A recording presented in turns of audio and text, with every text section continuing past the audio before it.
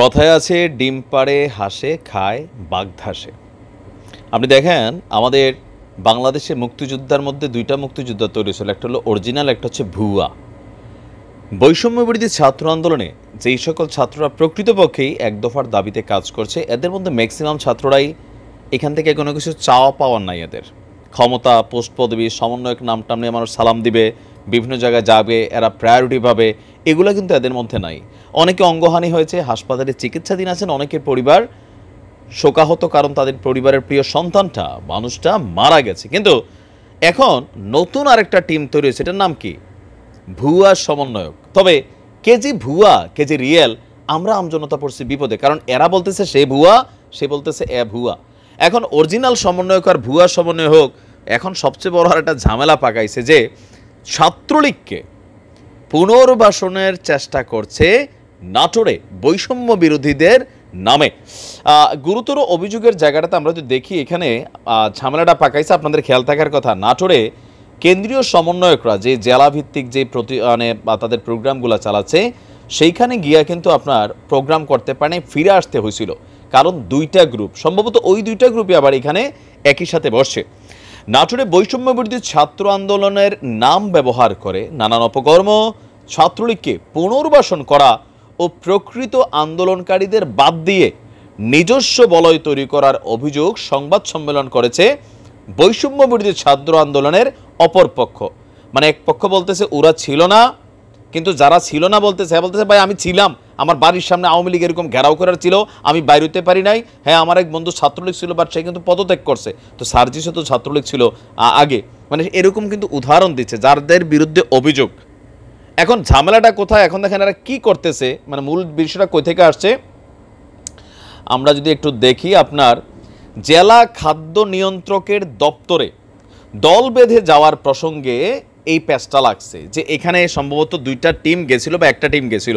এই প্রসঙ্গে এখানে যতটুকু বলা হয়েছে যে আমাদের কাছে বেশ কয়েকজন লাইসেন্সধারী এসে বলে যে তারা খাদ্য তুলতে পারছে না।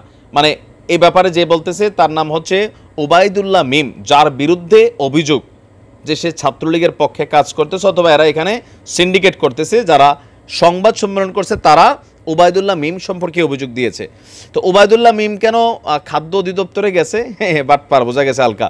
তো সে বলতেছে আমাদের কাছে বেশ কয়েকজন লাইসেন্সধারী এসে বলে যে তারা খাদ্যে তুলতে পারতেছে না। এই বিষয়ে জানতে আমরা সেখানে গেছিলাম। তো তোরে কেউ চাকরি দিচ্ছে বেটা? হ্যাঁ, তোর দায়িত্ব দিছে, তুই যাইতি, তুই কি প্রশাসন?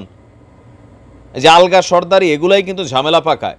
তারপর বলছে যে আমরা ব্যক্তিগতভাবে লাইসেন্স চাইতে বা কাউকে পাইয়ে দিতে যাই নাই, সেখানে আওয়ামী লীগের এক কর্মী আগে থেকেই ছিল, যাকে নিয়ে অনেকে প্রশ্ন তুলেছে। আসলে বিষয়টি ছিল কাকতালীয়।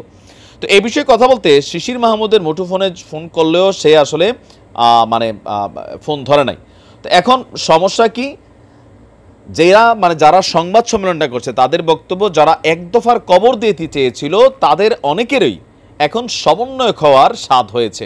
মানে যারা এক দফার বিপরীতে ছিল কারা? ছাত্রলীগ, যুবলীগ, আওয়ামী লীগ, তারাই এখন সমন্বয়ক হতে যাচ্ছে। সমন্বয়ক পরিচয়ে কেউ সরকারি দপ্তর সহ বিভিন্ন জায়গায় অনৈতিক সুযোগ সুবিধা নেওয়ারও পায়তারা করছে। আর এদেরকে আমরা আসলে এরা কি বলে যে প্রতিহত করতে চাচ্ছি। ইভেন এই ছাত্ররা প্রমাণস্বরূপ বিভিন্ন প্রিন্ট করা ছবি আপনার এখানে উপস্থাপন করেছেন। বলা হচ্ছে যে এখানে তো মানে বোঝা গেছে কি, যে সব জায়গায়, আমি বললাম না ভাই, আমার এলাকায় ঢাকা থেকে গেছে বন্যার সময় ত্রাণ দিতে, মাশাল্লাহ অনেক পোলাপাইন গেছে। আমার বিল্ডিংয়ে আমি 7 জন সমন্বয়ক জায়গাও দিছিলাম। এর মধ্যে একটা কই থেকে আইছে হালকা মহিলা, বাট বেটা টাইপের, এটারে বলে বেড়া বানাই ফেলছে, যে আর্মি অফিসারের সাথে যে বেয়াদবি করছিল এরকম টাইপের। আসছো তুমি ঢাকা থেকে, তো কি হয়েছে, লোকাল এরিয়াতে এসব পাকনামি করবা? মানে 12টা ছেলের সাথে একটা রুমে থাকতেছে। মানে এই যে বিষয়গুলো, এগুলো তো মানুষের কাছে সমালোচিত, প্রশ্নের মুখে আসছিল। এখানে আইসা কইরাটরে আবার লাগাইছে ভেজাল একটা মারামারি, অস্থির অবস্থা।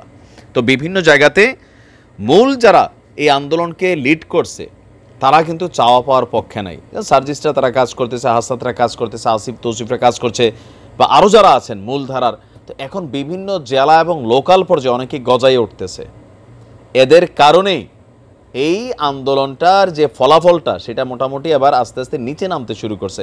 তবে এদেরকে কন্ট্রোল করতে হবে। কন্ট্রোল করতে না পারলে ওই যে আওয়ামী লীগ যেমন বদনাম হয়েছে যে ছাত্রলীগের কারণে, বিএনপি যেমন এখন ছোটোখাটো অনেক জায়গায় বদনাম হচ্ছে, ওই 5% লুটেরাদের কারণে সমন্বয়করাও অলরেডি কিন্তু বদনাম হওয়া শুরু হয়েছে। বাট এগুলোকে কন্ট্রোল করতে না পারলে খারাপই হবে। ভালো থাকুন, আসসালামু আলাইকুম।